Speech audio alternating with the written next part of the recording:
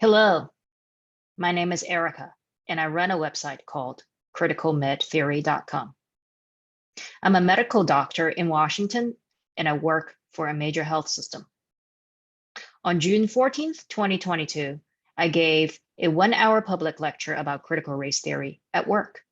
I am now sharing that lecture with you. I was addressing the rapid proliferation of so-called anti-racism initiatives in all aspects of American medical bureaucracy. For example, the American Medical Association has published a document called Organizational Strategic Plan to Embed Racial Justice and Advance Health Equity. Let me read a quote from it. Quote, "Our methods will be informed by social epidemiology and critical race theory, recognizing the deep-rooted structural and social drivers of health." End quote, page 42. Another quote from the American Academy of Pediatrics says that one of its objectives is to provide education and maintenance of certification, MOC, offerings to address unconscious bias and other forms of interpersonal racism, race and ethnicity as social constructs, and the framework of intersectionality. This is from a document called Equity Agenda from the American Academy of Pediatrics. My lecture given at work was attended by about 80 hospital and clinic employees. Among them, there was about a dozen doctors and nurse practitioners. I received a lot of support from my colleagues and some complaints, as expected. My workplace upheld the ideal of respecting diversity of ideas and supporting heterodox viewpoints. I am keeping my employee anonymous because, one, I do not want any of my administrators, supervisors, and colleagues who have done the right thing in appropriately demonstrating the principles of charity and tolerance in the workplace to be harassed by activists from the internet. And two, I would like to be clear that the content of this lecture consists of my positions, not those of my employer. I am speaking as myself and as criticalmedtheory.com, and not as a representative of any other organization. Without further ado, here is a replica of the lecture I gave titled Critical Race Theory, Civil Rights, and the Workplace. Let me go into screen sharing mode.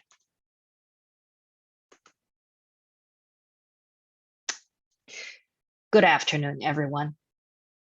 Today, I am here to tell you a little about my family story, and I will use that to help you discern what it means to apply critical race theory, or CRT, to medical care. You will understand the history and philosophy that led to the development of CRT. You will be able to define critical race theory and other key terms, name its main tenets, and how it relates to the legacy of the civil rights movement. Summarizing a few key points from the meticulous scholarship of Dr. James Lindsay, I will give you a simplified and digestible introduction. I will be reading from primary source material, so you will be hearing directly from original papers and book chapters from the CRT literature. But first, a little about me and my family.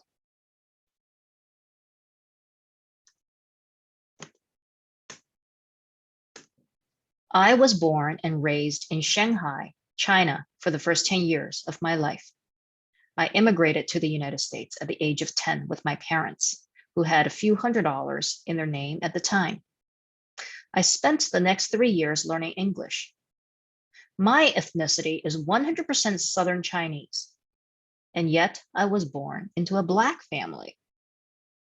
To be clear, I have no recent African ancestry anywhere in my heritage. I only have remote African ancestry common to all Homo sapiens. Instead, Black was a social category assigned to my parents' families by national policy during the Chinese Cultural Revolution from 1966 to 1976.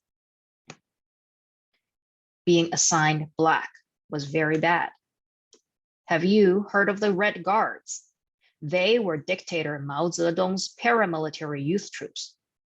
During the revolution, they terrorized families by forcefully entering their homes and ransacked them, looking for items which may indicate allegiance to counter-revolutionary activity. This happened widely across all of China. Evidence of being guilty can be a piece of piano sheet music, a photograph that had foreign missionaries in it, or a book that had been banned. The Red Guards often then dragged the inhabitants of the home into the street or town square in front of a mob to throw rocks at them, humiliate them, and yell abuse at them.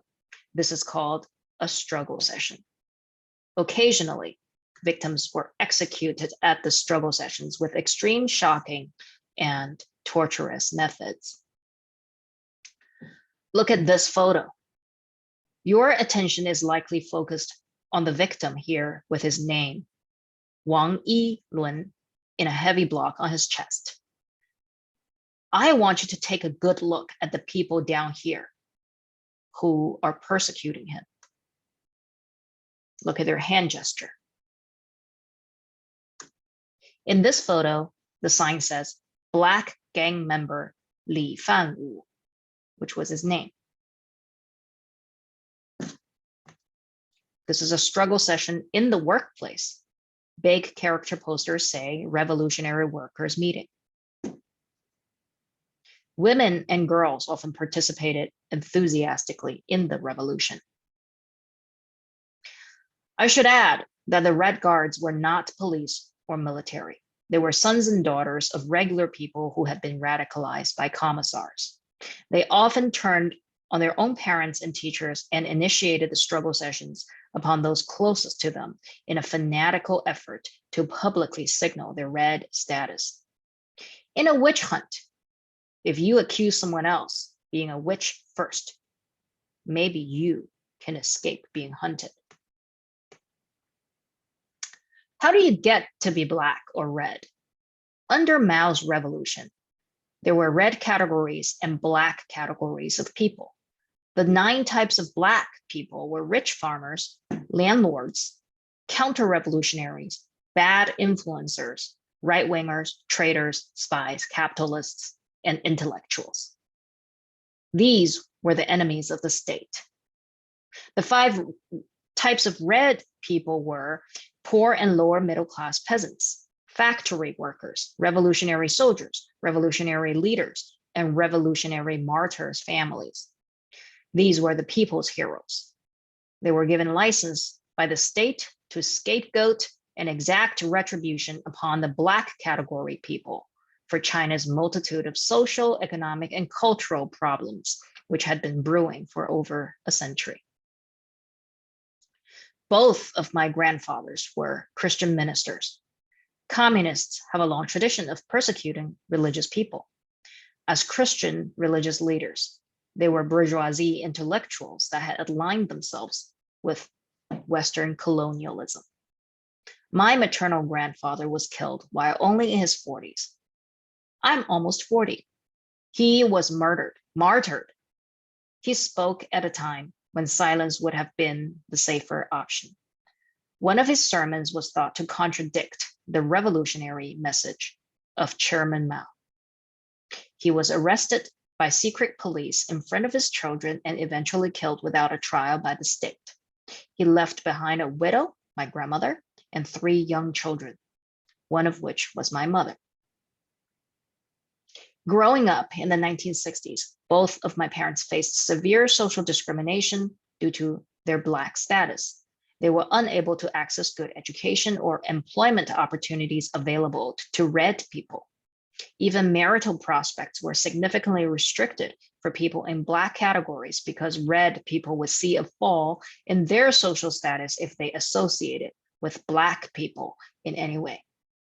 My parents were frequently publicly shamed by classmates and neighbors for their Black status. Do you want to take a guess regarding the death toll of the Cultural Revolution? How many people were killed? 10,000, 100,000?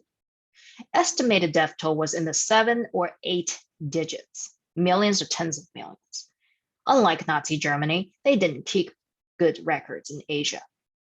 We do know that over 100 million people were victimized, struggled against in struggle sessions, permanently injured, or psychologically tortured. This is the upshot of identity politics. It divides a state, a nation, a community, a workplace, along lines of fractured and arbitrary identities, red and black in this case, to a point where psychologically normal people felt morally justified to persecute, publicly humiliate, and murder their neighbors, parents, and teachers. What ideology fueled this kind of atrocity at such gargantuan scale? Let's hold that thought. As survivors of this particularly bloody and violent history caused by identity politics, my family was eager to immigrate to America, even though we had no money and no English skills. We were ready to embrace liberty and civil rights and to escape severe social discrimination. You are here today to learn about critical race theory. Why am I telling you about 1960s China? How does critical race theory relate to China's Cultural Revolution and to the civil rights movement happening here at the same time in America? Stay tuned for part 2.